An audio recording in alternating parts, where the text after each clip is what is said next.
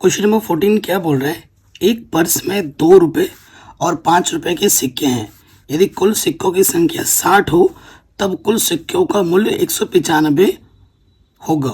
तो प्रत्येक प्रकार के सिक्कों की संख्या हमें ज्ञात करनी है। देखो बेटा, ये इसका पार्ट 2 है वीडियो। पार्ट 1 मैंने ऑलरेडी करा रखे हैं, जिसके लिंक्स मिल जाएगी आपको डिस्क्रिप्शन पे। और ये ऐसे क्वेश्चन है जो कि बोर्ड एग्जाम में बार बार पूछे जाते हैं।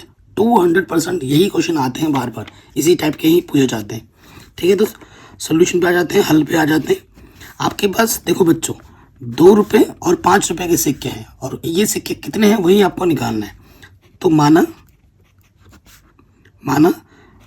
2 रुपये के सिक्के,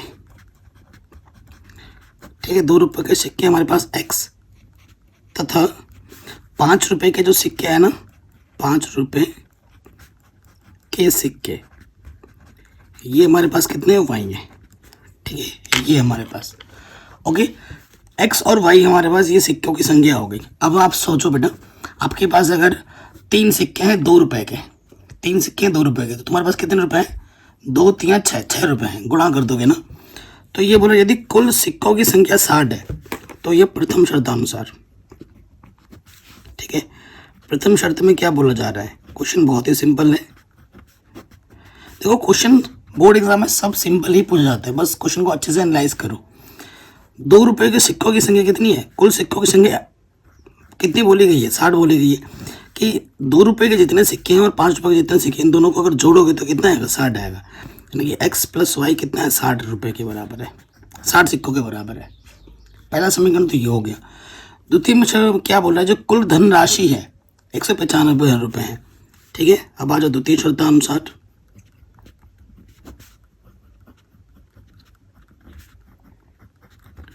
ठीक है, द्वितीय शर्तानुसार अगर थोड़ा और एक्सप्लेन कर सकते हो, यहाँ पर लिख भी सकते हो, कुल सिक्के, ठीक है, कुल सिक्के हमारे पास कितने थे? 60।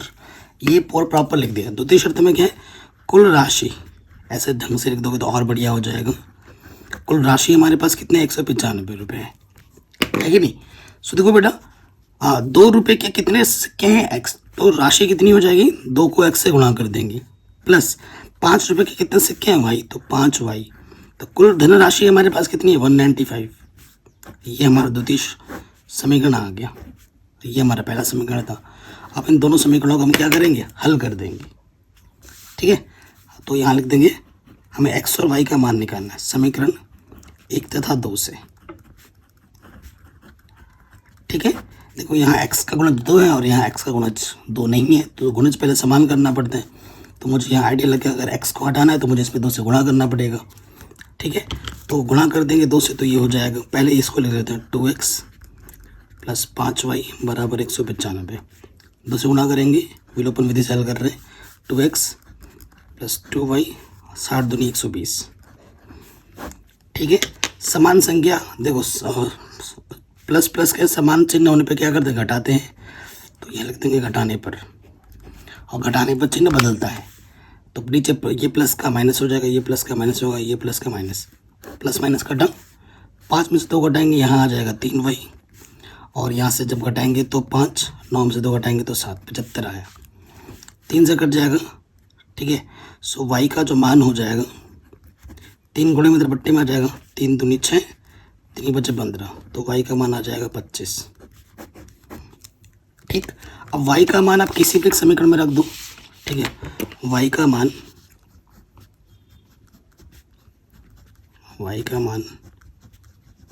समीकरण 1 में रखने पर,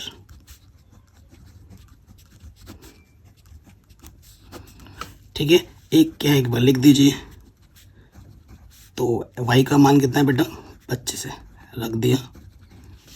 ठीक, सो प्लस का 25 इधर के माइनस का हो जाएगा, कितना आ जाएगा? 35 आ जाएगा, है ना? तो ये आपका आंसर आ गया। ठीक है, यानी कि 2 रुपये के सिक्के 35 होंगे और 5 रुपये के सिक्के 25 होंगे। ये आपका आंसर आ जाएगा।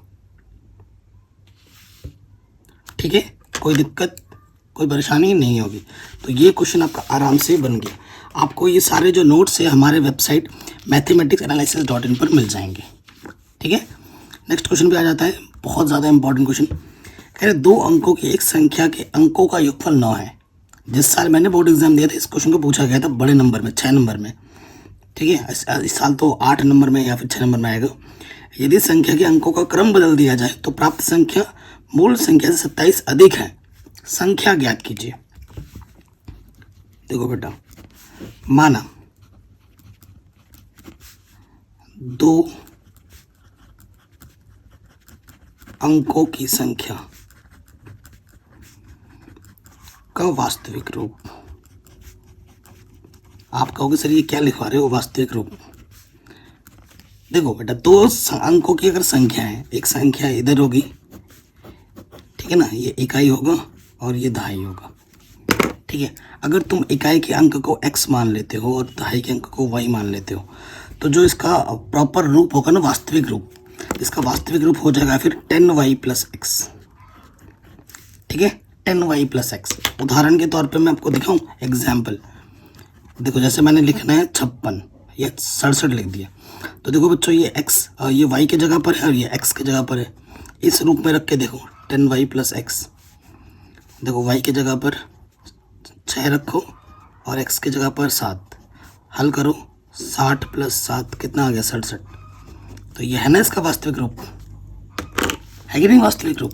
तो वही चीज़ है, तो ये वास्तविक रूप है। अगर हमें x और y मिलेगा तो हमें आंसर मिल जाएगा। हमने 2 अंकों की संख्या जो मानी है, इकाई के अंक को हमने x माना और दहाई के अंक को हमने y माना है। ठीक है, क्या बोल रहे हैं? 2 अंकों की एक संख्या के अंकों का योगफल, अंकों का योगफल इस अंक को और इस अंक को अगर जोड़ देते हैं तो 9 आता है। तो यहाँ लिख देते हैं प्रथम शर्तानुसार। 2 पेन तो यार ख़त्म हो गई अभी, चला लिखते लिखते है ना। प्रथम शर्तानुसार में ये बोला जा रहा है कि अगर हम x को और y को अगर जोड़ दें तो हमें मिल रहा है 9। ये मैं नहीं बोल रहा, ये क्वेश्चन बोल रहा है। अंकों को जोड़ने पर कितना मिल रहा है? 9 मिल रहा है। कोई दिक्कत, कोई परेशानी नहीं होगी। ठीक है, सेकंड वाले पार्ट में आ जाओ। कह रहे हैं यदि अंकों का क्रम बदल दिया जाए, यानी कि y की जगह पर x और x की जगह पर y, तो प्राप्त संख्या मूल संख्या से 27 अधिक है। अगर क्रम बदल दोगे ना तो वो बड़ी हो जाएगी। कितनी बड़ी हो जाएगी? 27। यानी क्रम बदलने पर जो संख्या आएगा, देखो क्रम बदलने पर, यहाँ लिख देता हूँ क्रम बदलने पर, तो ये हो जाएगा 10x + y। ठीक है, अब ये जो संख्या है ना, इस संख्या से कितनी अधिक है? 27 अधिक है। तो यहाँ लिख देंगे द्वितीय शर्तानुसार। थोड़ा सा भी डाउट हो तो बेटा वीडियो को एक बार दोबारा ज़रूर देखें प्लीज़। द्वितीय शर्त में ये बोला गया है कि जो अंक तुमने बदला है, क्रम बदलने पे जो संख्या तुम्हें मिली है, वास्तविक संख्या से कितनी बड़ी है? वास्तविक संख्या है, कितनी बड़ी है? 27 बड़ी है। ठीक है, तो 10x में से x घटाओगे तो 9x, और y में से 10y घटाओगे तो 9y। 9 बनिष्ठ है, यहाँ से 9 बाहर आ जाएगा। ठीक है, 9 गुणा से काटोगे 9 × 3 = 27। तो x - y = 3। देखो बच्चों कितना आसान क्वेश्चन बन गया ये। अब समीकरण 1 और 2 को हल कर लीजिए। समीकरण 1 तथा 2 से। ठीक है, समीकरण 1 क्या है बेटा? x + y = 9 और समीकरण 2 है x - y = 3। गुणन समान है, जोड़ दो, +- y कटा, x और x हो जाएगा 2x। 9 और 3 12, 2 × 12। x का मान आ गया 6। चूँकि x + y आपका कितना है? 9 है, x का मान है 6, तो y का मान हो जाएगा, प्लस का छेद रखे माइनस का हो जाएगा तो 3। ठीक है, अर्थात संख्या क्या हो जाएगी?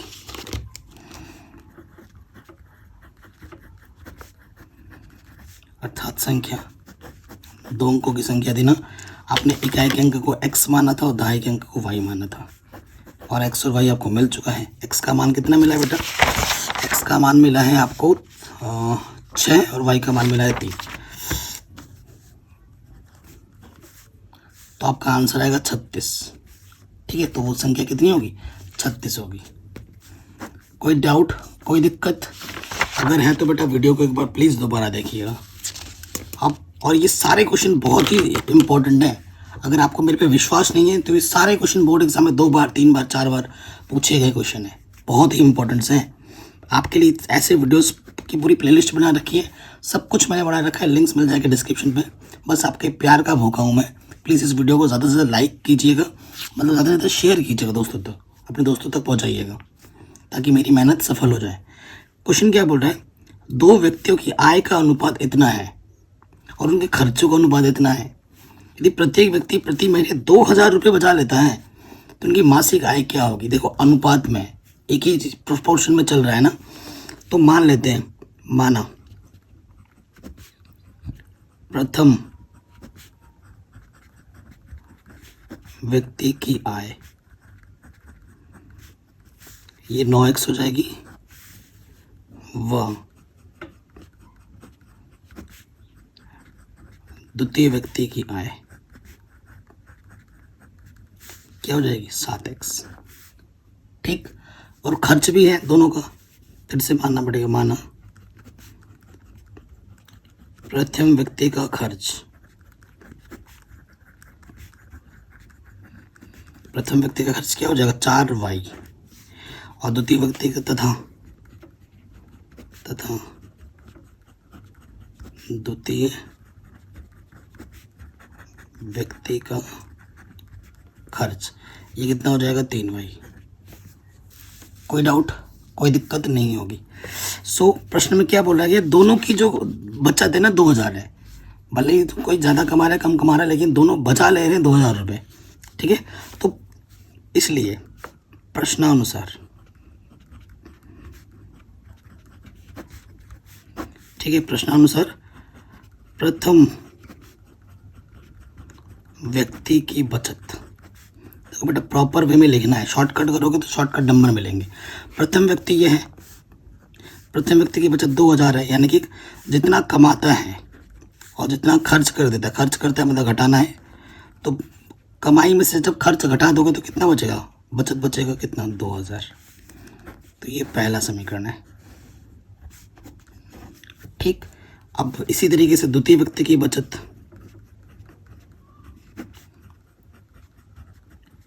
द्वितीय व्यक्ति की बचत,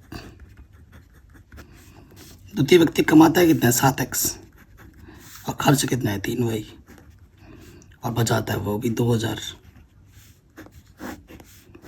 ठीक है, हमें आय निकालनी, उनकी मासिक आय ज्ञात कीजिए। आय निकालने के लिए मुझे x की ज़रूरत है, ठीक है, तो मुझे y को हटाना पड़ेगा। तो देखो इसका गुणज 3, इसका गुणज 4 है, विलोपन विधि लगाएंगे तो इसमें 4 से गुणा करना होगा, इसमें 3 से। ठीक है, हल करेंगे समीकरण 1 तथा 2 से। कई बच्चे लिखते हैं समीकरण 1 में 3 से गुणा करने पर, समीकरण 2 में 4 से गुणा करके हल करने पर, वो भी सही है, बट ये ज़्यादा अच्छा है क्योंकि इस पर टाइम बचता है। जहाँ पर भी तुम एक सेकंड बचा पाओगे ना, वो सेकंड तुम्हारे लिए कीमती है। 3 से गुणा करोगे 9 3 27 x, 4 3 12 y और 3 दूनी 6000। 4 से गुणा करोगे तो 7 28, 3 चौके 12y और 4 दूनी 8, जैसे ये देखो समान चिन्ह होने पे घटाते हैं, y को हटाना, नेगेटिव नेगेटिव समान चिन्ह में घटाते हैं, घटाने पर नीचे के चिन्ह बदलते हैं, प्लस का माइनस, माइनस का प्लस, प्लस का माइनस। तो ये तो घटा 27 में 28 घटाएंगे माइनस के x और यहाँ से माइनस के 2000, माइनस से माइनस कैंसिल, x का मान आ गया 2000। मुझे x का मान ही चाहिए था क्योंकि मुझे आय निकालना है, खर्च नहीं पूछा आपसे। इसलिए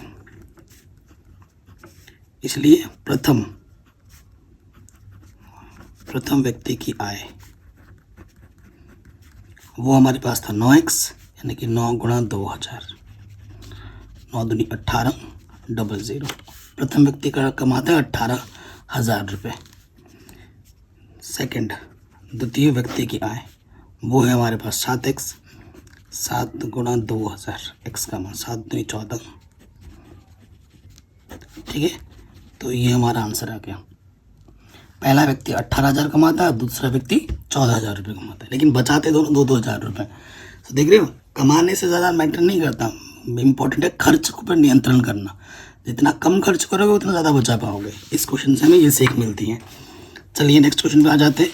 तो बेटा ये क्वेश्चन वैसा ही है जैसा अभी हमने क्वेश्चन किया था, ठीक है। 2 अंकों की एक संख्या अंकों के इक्वल 9 है, इसका 9 गुना इसके अंकों को पलटने से संख्या का 2 गुना है, तो संख्या ज्ञात कीजिए, है ना। अभी याद है ऐसा क्वेश्चन किया है, लेकिन थोड़ा सा कंडीशन अलग है इसमें। लेकिन ये आपके एनसीईआरटी का क्वेश्चन है, ये डिक्टो क्वेश्चन आपके एनसीईआरटी में मिलेगा, वहाँ से लिया गया क्वेश्चन है ये। लेकिन करेंगे हम सारा, टेंशन मत लीजिए,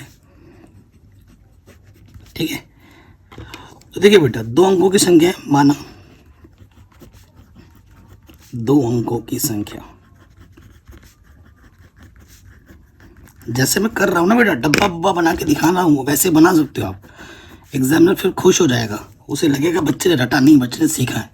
ये इकाई का अंक है, ये दहाई का अंक है, यहाँ लिख देना। ये इकाई का अंक आपने एक्स माना है, ये दहाई का अंक आपने वाई माना है, वो समझ जाएगा, ठीक है। अर्थात वास्तविक रूप, ठीक है, वास्तविक रूप। वास्तविक रूप क्या हो जाएगा, 10y + x हो जाएगा, ठीक। फिर अंकों का योगफल 9 है, ये बोल दिया प्रथम शर्तानुसार।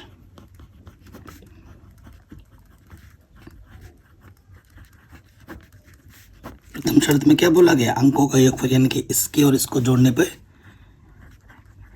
कितना मिल रहा है, 9 मिल रहा है, ये तो पहला शर्त है। और फिर क्या बोला, द्वितीय शर्तानुसार, द्वितीय शर्तानुसार। द्वितीय शर्त में ये बोला गया है इस संख्या का 9 गुना, इस संख्या का 9 गुना, देखो वास्तविक संख्या को 9 गुना किसके बराबर, संख्या के अंकों को पलटने पर संख्या का 2 गुना है, ठीक है, ये बोला गया क्वेश्चन में। चलिए तो यहाँ 9 लगा देते हैं। वास्तविक संख्या हमारे पास क्या है, 10y + x, 2 गुना है, पलटने पर संख्या तो क्या हो जाएगा 10x, और ये y आ जाएगा सिंपल, है ना। तो देखो गुणा करेंगे तो ये हो जाएगा 90y + का 9x, ये हो जाएगा 20x + के 2y। x को एक तरफ लाओ, y को एक तरफ, प्लस के 2y इधर के माइनस का, और 9x + का इधर के माइनस का हो गया 88y, ये हो जाएगा 11x, 11 8 88, ठीक है। x का मान कितना होंगे 8y, x का मान उठाकर यहाँ पे रख देंगे, हल करेंगे आंसर आ जाएगा, ठीक है। तो यहाँ लिख देंगे x का मान समीकरण 1 में रखने पर,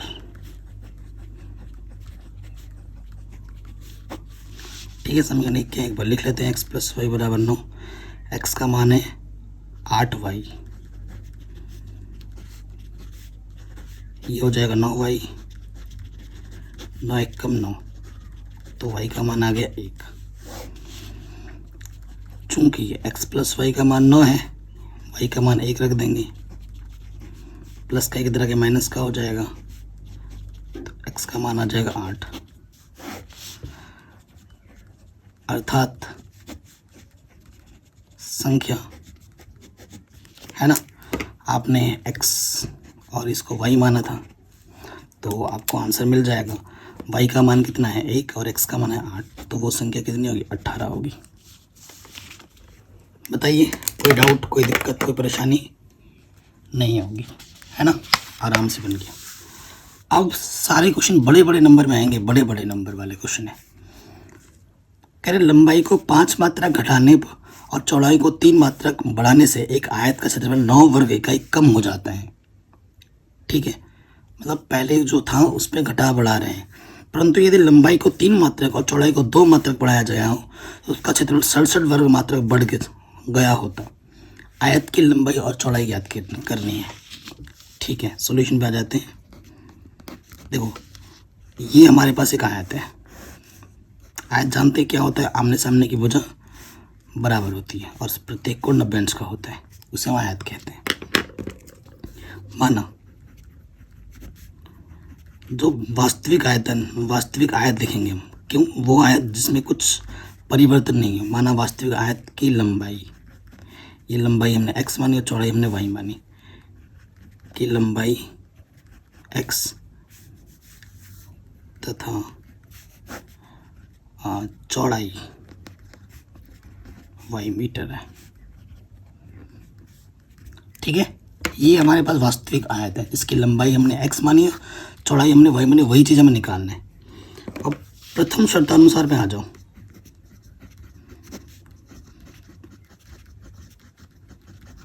एक नया आयत बनेगा प्रथम शर्त में। कह रहे हैं जो आयत आप बनाओगे ना, समझो बेटा, कह रहे हैं लंबाई को 5 मात्रक घटाने पर पहले जो आपका लंबाई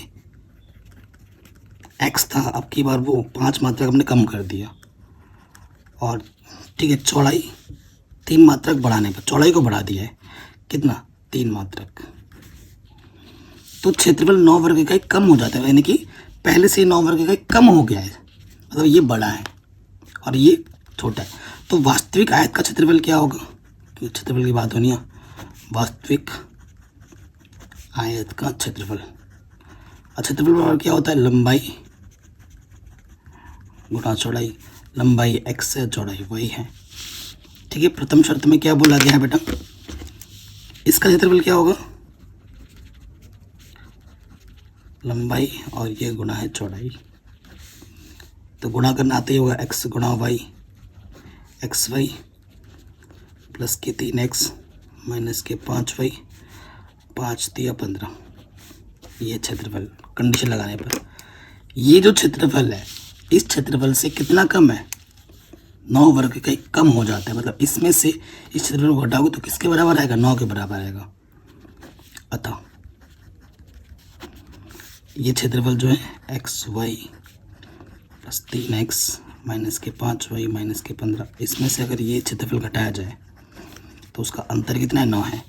प्लस का एक्स वाई माइनस का एक्स वाई कटा, यहाँ से 3x माइनस के 5y माइनस के 15, उधर जाके क्या हो जाएगा, प्लस के 15। तो पहला जो समीकरण आ जाएगा 3x माइनस के 5y, 15 और ये हो जाएगा 24, है ना, 24 पहला समीकरण। कोई दिक्कत, कोई परेशानी नहीं होगी। अगर है तो बेटा एक बार वीडियो दोबारा देखिए। अब आ जाओ द्वितीय शर्तानुसार। ठीक है, द्वितीय शर्तानुसार एक बार समीकरण बन जाए उसको तो हल करना हम विलोपन विधि, कोई भी विधि से हल कर सकते हैं, वो बड़ी बात नहीं है। अब दूसरी कंडीशन में जो आयत बनेगा वो देख लो, नई लंबाई है ना, और यहाँ नया चौड़ाई। कह रहे हैं दूसरी कंडीशन में लंबाई को 3 मात्रक और चौड़ाई को 2 मात्रक बढ़ाया गया। लंबाई को 3 मात्रक और चौड़ाई को 2 मात्रक बढ़ाया गया है। नया क्षेत्रफल, तो लंबाई गुणा चौड़ाई, तो ये आपका एक्स वाई प्लस के 2x 3y 3 दूनी 6। ठीक है, तो फिर क्षेत्रफल कितना बढ़ जाता है, 67 वर्ग में का बढ़ जाता है। तो ये बड़ा हुआ क्षेत्रफल है ना, अतः ये अब की बार बढ़ गया है ना, इसमें से अब की बार इसको घटाओगे तो 67 आएगा, अतः है ना। तो यहाँ लिख देते हैं हम x y plus 2x plus 3y plus 6 minus k x y, है ना। कुछ तो गड़बड़ किया है हमने पहले वाले पार्ट में, हाँ मैं बोल रहा था लेकिन कर दिया हमने गड़बड़। इस क्वेश्चन में ना ये बड़ा क्षेत्रफल था पहले वाले पार्ट में और ये छोटा था, तो मुझे इसमें से इसको घटाना था यार, थोड़ा सा गलती हुआ है बच्चों, मैं माफ़ी चाहूँगा। बस क्या करना है, इस वाले को प्लस करना है और इस वाले को माइनस, कटेगा तो ये भी प्लस का माइनस का कटा, माइनस का 3x हो जाएगा प्लस के 5y और नेगेटिव नेगेटिव पॉजिटिव हो जाएगा। ठीक है, बाकी तो सब सही था।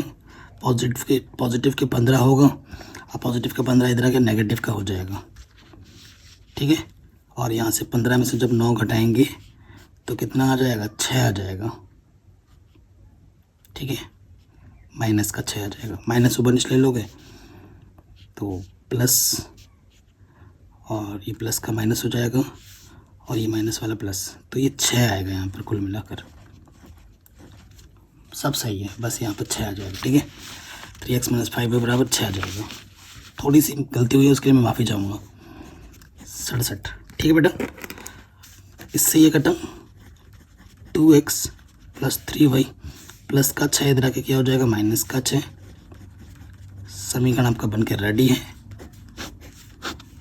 अब आपको बस इसको और इसको विलोपन विधि से हल करना है।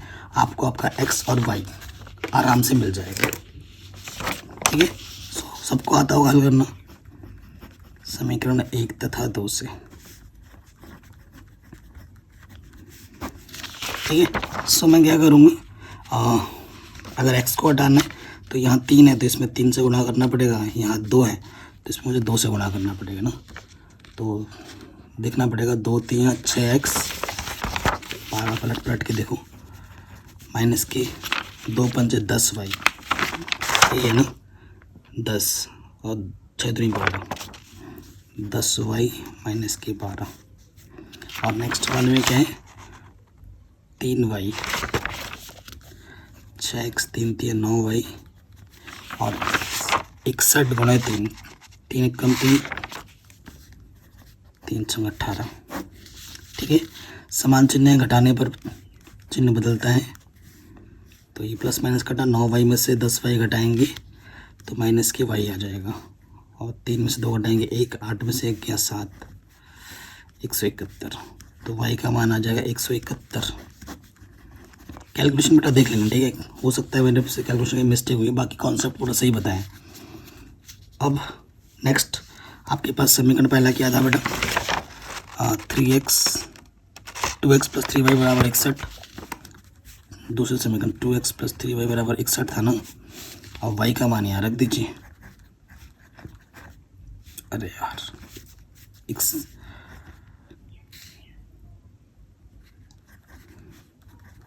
y का मान है 171। ठीक है, कुछ तो गड़बड़ लग रहा है। गुणा करेंगे, 3 × 3 = 3, 3 × 7 = 21, 3 × 3 = 2, 5। ये प्लस का उधर जाके क्या हो जाएगा, माइनस। घटाएंगे तो 3 में से 1 गया 2, ठीक है, हासिल लेकर 11 में से 6 घटाएंगे तो 5, तो ये आ जाएगा 400 इतना 2x। तो काटोगे 2 से, 2 दूनी 4, 2 दूनी 4 और 2 × 12, ये x का मान आ गया। नेगेटिव में है लेकिन लिखेंगे पॉजिटिव, क्योंकि दूरी का मान कभी माइनस में नहीं होता है। तो लंबाई आपकी इतनी होगी, चौड़ाई आपकी इतनी होगी मीटर। ये आपकी लंबाई होगी, ये आपकी चौड़ाई होगी। ठीक है, तो ये बड़े नंबर में आ सकता है, 8 नंबर में। नेक्स्ट क्वेश्चन पे आ जाते हैं। शानदार क्वेश्चन है, मोस्ट इंपॉर्टेंट, सारे इंपॉर्टेंट लेकिन ये सबसे ज़्यादा इंपॉर्टेंट है। ऐसा क्वेश्चन हर साल आता है और मैंने कुछ थोड़ा सा टफ क्वेश्चन ले लिया है।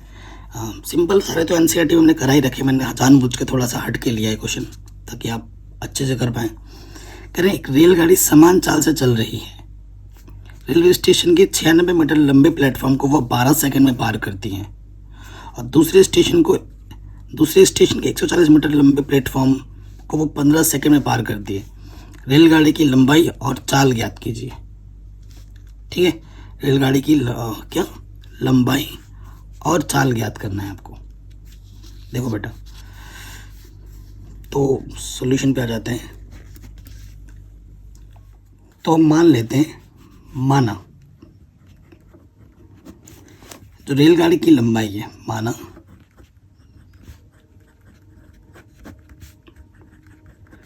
रेलगाड़ी की लंबाई, ठीक है, रेलगाड़ी की लंबाई बोले तो वो हम x मीटर मान लेते हैं, और चाल भी बोला रेलगाड़ी की चाल, तथा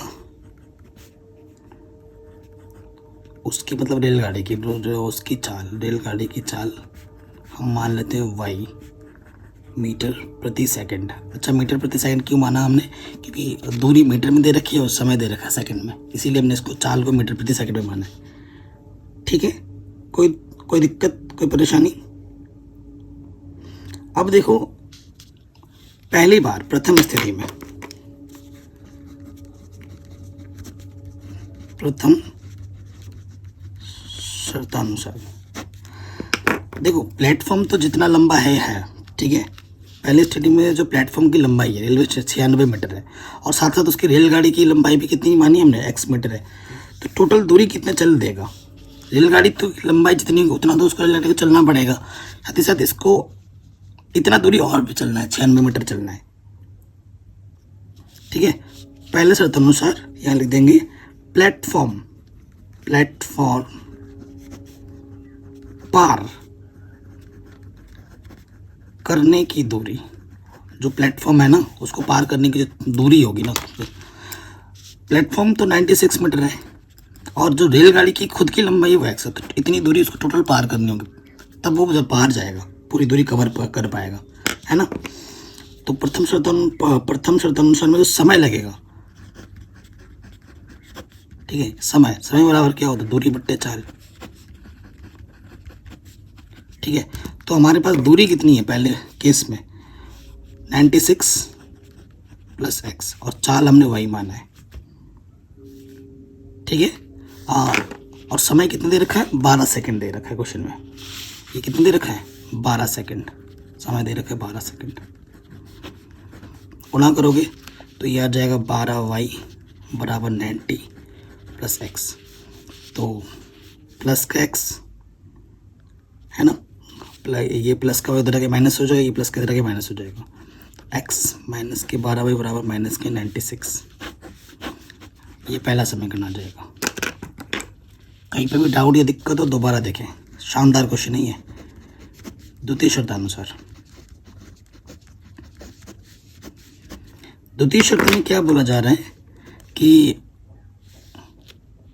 देखो द्वितीय शर्त में प्लेटफॉर्म को पार करने के लिए देखो रेलवे स्टेशन की टोटल लंबाई 140 है और रेलगाड़ी की लंबाई खुद की लंबाई x है। तो द्वितीय शर्तानुसार प्लेटफॉर्म पार करने की जो दूरी होगी, है ना, वो कितनी हो जाएगी, 140 प्लस x। कोई डाउट हो तो दोबारा देख सकते हैं। तो आप पता है समय बराबर क्या होता है, दूरी बट्टे 4। दूसरी कंडीशन में जो समय दे रखा है आपको वो दे रखा है 15 सेकंड, तो समय की जगह पर रख दिया 15, दूरी आपका है 140 प्लस x और चाल आपका y है, तो गुणा करोगे ये हो जाएगा 15y 140 प्लस x। हल करेंगे, प्लस का 15 इधर आके माइनस का हो जाएगा और ये इधर आके माइनस का 140 हो जाएगा। ये आपका द्वितीय शर्त अनुसार दूसरा समीकरण आपको मिल गया। समीकरण 1 और 2 को हल कर लो, बड़ा आसान है क्योंकि गुणज समान है ना। तो अब हल कर लेते हैं, हमें आंसर मिल जाएगा। x और y हमें निकालने समीकरण 1 तथा 2 से। कहीं पे भी कोई डाउट या दिक्कत हो वीडियो को दोबारा देखें। तो पहला कंडीशन क्या है, x माइनस के 15y बराबर माइनस के 140, x माइनस के 12y बराबर कितना है, 1 माइनस के 96। समान चिन्ह है, घटाने पर चिन्ह बदलेगा, प्लस का माइनस, माइनस का प्लस, माइनस का प्लस। कटा 15 में से 12y घटाएंगे तो माइनस के 3y, और घटाना पड़ेगा, ये प्लस का माइनस का है तो 40 और इधर 44 आ जाएगा, ठीक है। तो माइनस का माइनस माइनस कैंसिल, गुणे में इधर बट्टे में आ जाएगा। तो y का जो मान है, y हमने क्या माना था, चाल माना था, मीटर प्रति सेकंड, ये उसकी क्या हो जाएगी, चाल हो जाएगी, पहला आंसर। अब समीकरण में रख दो, है ना, आपको x का मान भी निकालना है। तो देखो किसी भी एक समीकरण में रख देते हैं, चूँकि x माइनस के 12y बराबर माइनस के 96 है, y का मान हम रख देते हैं, y का मान क्या है, 44 बट्टे में 3, 3 चौके 12, ठीक है। 4 चौको 16, 4 चौको 16 और 1 17, माइनस का तरह के क्या हो जाएगा, प्लस का। तो जो x का मान आ जाएगा 80, ठीक है। तो रेलगाड़ी की जो लंबाई होगी वो कितनी हो जाएगी, 80 मीटर। रेलगाड़ी की लंबाई 80 मीटर और रेलगाड़ी की जो चाल होगी 44 बट्टे 3 मीटर प्रति सेकंड। ठीक है, शानदार क्वेश्चन था, आराम से बन गया। कहीं पे भी कोई डाउट या दिक्कत हो बेटा वीडियो को दोबारा ज़रूर देखें, ठीक है। अब इस क्वेश्चन में आ जाते हैं। ये एनसीईआरटी का उदाहरण का क्वेश्चन है, इसे मैं पहले भी कई बार करा चुका हूँ, ठीक है, और ये बड़े नंबर में आते हैं। चलिए इसको भी करते हैं। क्वेश्चन क्या बोल रहा है आपसे, एक नाव 12 घंटे में धारा के प्रतिकूल 35 किलोमीटर तथा धारा के अनुकूल 55 किलोमीटर जाती हैं। 10 घंटे में वो 30 किलोमीटर धारा के प्रतिकूल और 44 किलोमीटर धारा के अनुकूल जाती है। धारा की चाल, स्थिर जल में चाल, सॉरी गाइस, वो याद करना है मैं, ठीक है। सो देखो बेटा, ये पानी नीचे, ये पानी बह रही है, ये पानी बह रही है, ठीक है। सपोज करो पानी इस तरह बह रही है, ठीक है, ये धारा है और यहाँ पर हमारी एक नाव है, ये नाव है। तो हम मान लेते हैं ये जो नाव है ना, माना, ठीक है, नाव की स्थिर, स्थिर मतलब जब पानी ठहरा हुआ है, माना नाव की स्थिर जल में चाल, वो कितनी मान ली हमने, x किलोमीटर प्रति घंटा। किलोमीटर प्रति घंटा क्यों मानना, क्योंकि यहाँ पर जो दूरी किलोमीटर में दे रखा है और समय दे रखा है घंटे में, उसी हिसाब से मानना होता है। और ये जो धारा दिख रहा है ना आपको, ये जो धारा है, माना धारा की चाल, ये मैंने मान ली y किलोमीटर प्रति घंटा, ठीक, कोई दिक्कत नहीं। तो इसमें दो चीज़ आती है, एक आती है अनुकूल, ठीक है ना, अनुकूल चाल। अनुकूल चाल क्या होता है, मतलब जिस तरफ नाव जा रही है उसी तरफ आपका धारा जा रहा है, तो नाव की चाल में धारा की चाल जुड़ जाती है। और एक होता है प्रतिकूल। प्रतिकूल में क्या होता है ना कि नाव इस तरफ जा रही है, धारा इस तरफ आ रही है, उल्टी दिशा में जा रही है। प्रतिकूल चाल में जो धारा की चाल होती है वो घट जाती है, जो वाई होगा आपकी बार घट जाएगा, ठीक है। और आप ये चीज़ जानते ही हैं कि समय बराबर क्या होता है, समय बराबर होता है दूरी बट्टे में चाल, जानते हैं आप। तो प्रथम शर्तानुसार में आ जाते हैं, प्रथम कंडीशन में, प्रथम शर्तानुसार। प्रथम शर्त में क्या बोला गया है, टोटल समय 12 घंटा लग रहा है, लेकिन 35 किलोमीटर प्रतिकूल, 35 किलोमीटर प्रतिकूल प्लस 55 किलोमीटर अनुकूल, कुल समय जो लग रहा है वो लग रहा है 12 घंटा, ठीक है। इसकी जो टाइमिंग होगी और इसकी जो टाइमिंग होगी वो टोटल कितना है, 12 घंटा है, ये हमें दे रखा है कि नहीं। तो समय बराबर दूरी 35 किलोमीटर, चाल प्रतिकूल के लिए चाल क्या है बेटा, x माइनस वाई।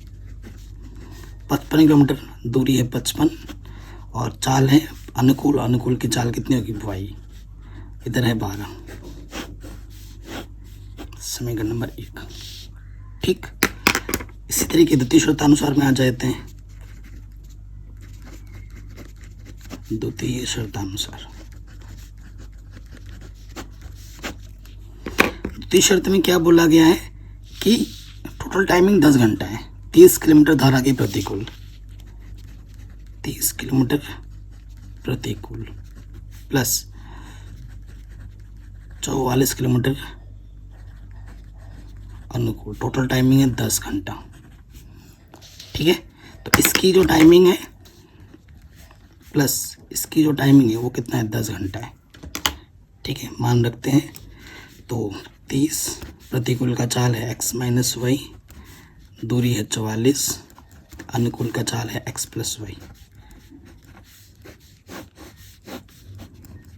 सेकेंड, ठीक है, कोई दिक्कत नहीं होगी। इसके बट्टे में x माइनस वाई, इसके बट्टे में x माइनस वाई, इसके बट्टे में x प्लस वाई, इसके बट्टे में x प्लस वाई। तो ऐसे क्वेश्चन को हमने हल करना सीख रखा है एनसीईआरटी में। तो माना एक के बट्टे में है तो एक x माइनस वाई को हम a बोलते हैं और एक बट्टा x प्लस वाई को हम b बोलते हैं। समीकरण 1 से ये हो जाएगा 35a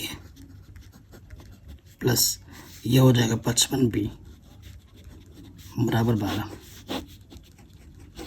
ठीक, और यहाँ से समीकरण 2 से क्या हो जाएगा, समीकरण 2 से हो जाएगी 30A प्लस 44B बराबर 10।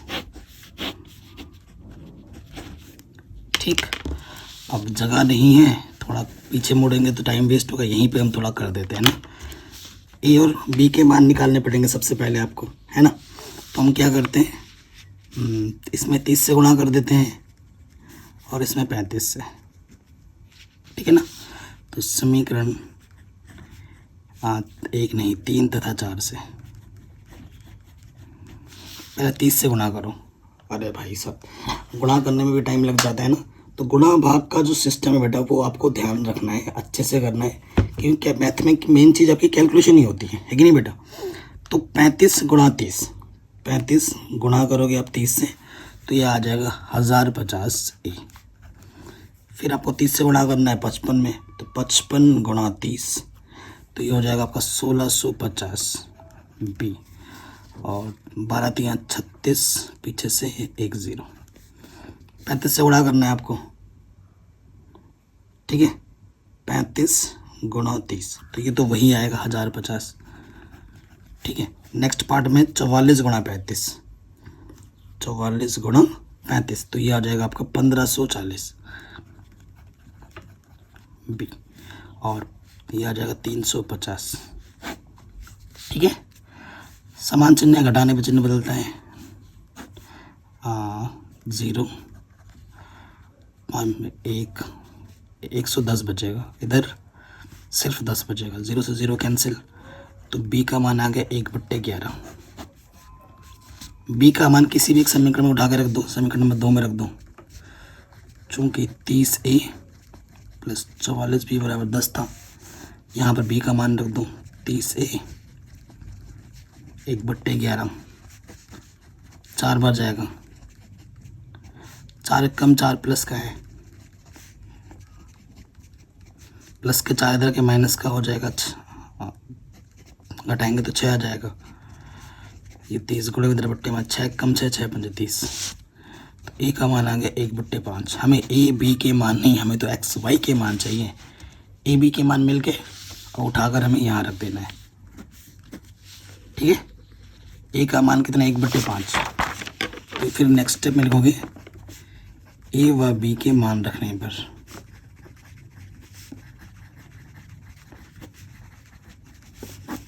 ठीक।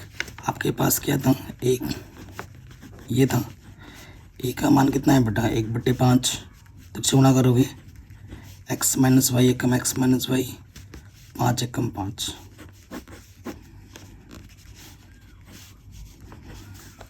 वाह। 1/x प्लस वाई हमारे पास क्या था, b था, और b का मान आया था 1/11। x प्लस वाई एकम x प्लस वाई, 11 एकम 11। अच्छा, इसको कुछ 4 हो गया था ना, इसको 6 नाम देंगे, 6 और ये हो जाएगा 5, ठीक है। आप इसको हल कर देते हैं समीकरण 5 तथा 6 से।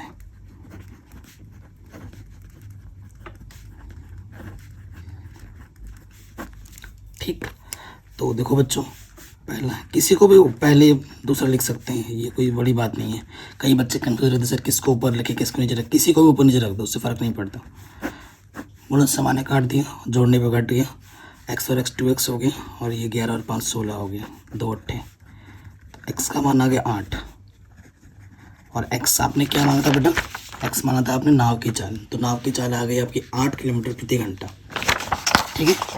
और x प्लस वाई आपका 11 है, x का मान आपका 8 आया है, ठीक है। तो प्लस का 8 तरह के माइनस का हो जाएगा, तो y का मान आ जाएगा 3, यानी कि जो धारा की चाल होगी वो 3 किलोमीटर प्रति घंटा होगी। ये आपका आंसर आ जाएगा, ठीक है। आराम से बन गया, कोई दिक्कत नहीं। अगले प्रश्न पे आ जाते हैं, शानदार जानदार क्वेश्चन है। कह रहे समीकरण युग्म इतना इतना के लिए एक आलेखन को देखिए और अपने उत्तर पुस्तिका में निम्न प्रश्नों का उत्तर दीजिए। समीकरण युग्मों का हल क्या होगा, समीकरण युग्म और वाई अक्ष से निर्मित क्षेत्र का क्षेत्रफल कितना होगा, ये आपको बताना है। ठीक है, इसका हल क्या होगा वो भी बताना है, और इसका क्षेत्र कैसा क्या होगा वो भी आपको बताना है।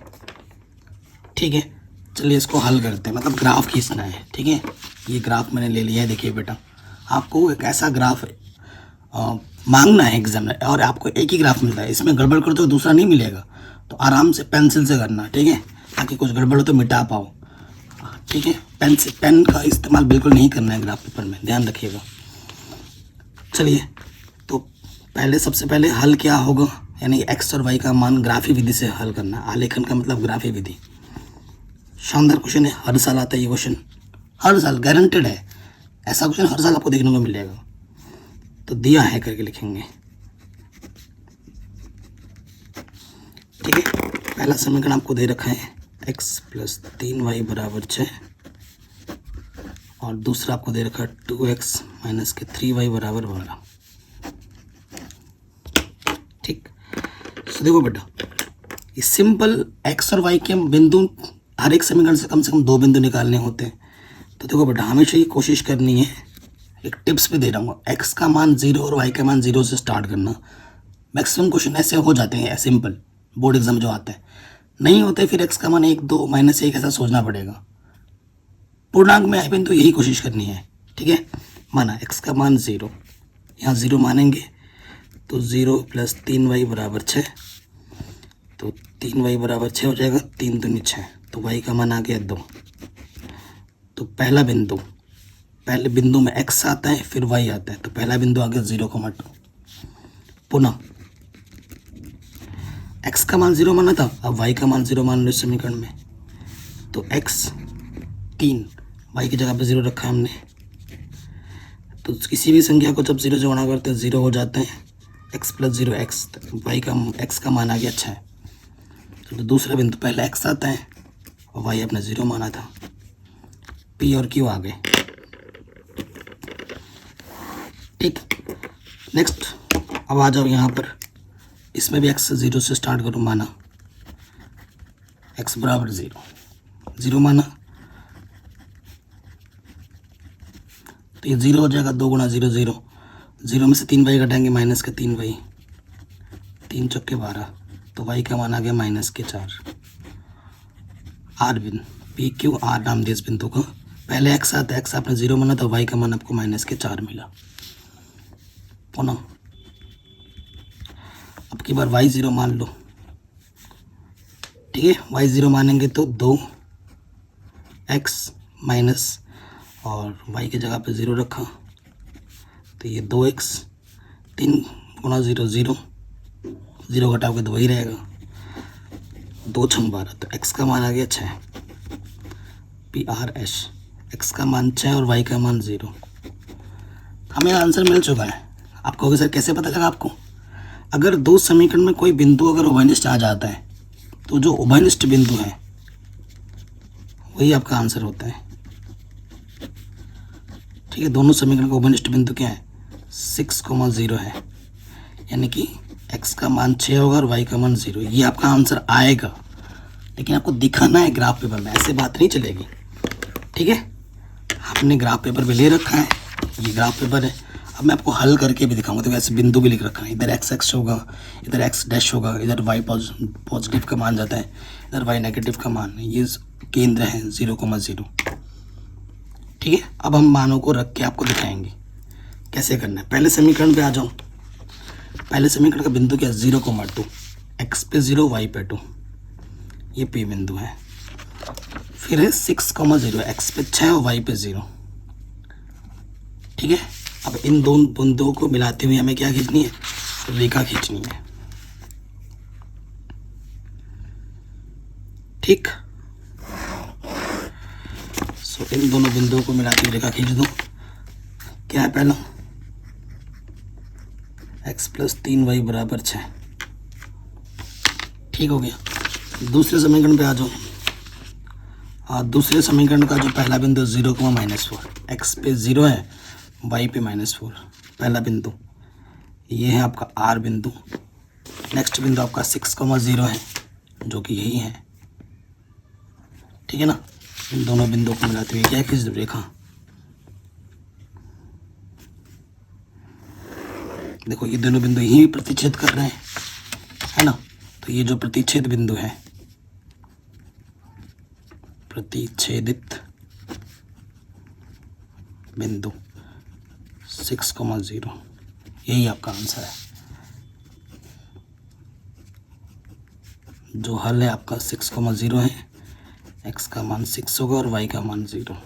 ग्राफ पेपर में नीचे यहाँ पर आंसर लिख देना है। ठीक, कोई दिक्कत, कोई परेशानी नहीं होगी। तो ये क्वेश्चन भी आपका आराम से बन गया। तो इस तरीके से ये चैप्टर के जो मोस्ट इंपॉर्टेंट क्वेश्चन थे वो मैंने करवा दिए, जो क्वेश्चन एग्जाम में बार बार रिपीट होते हैं। इससे पहले मैंने पार्ट 1 कराया था, आज की वीडियो में पार्ट 2 कंप्लीट। बाकी ऐसे ही मैं साइंस के भी करवा रहा हूँ, बाकी सब्जेक्ट के भी करा रहा हूँ। आप चाहें तो जाके देख सकते हैं, ठीक है, चैनल पर जाकर। प्लीज़ वीडियो को ज़्यादा से ज़्यादा शेयर करें। आपको वीडियो कैसे लगी मुझे कमेंट करें और सब्सक्राइब करके अपना प्यार और सपोर्ट ज़रूर दें। जय हिंद।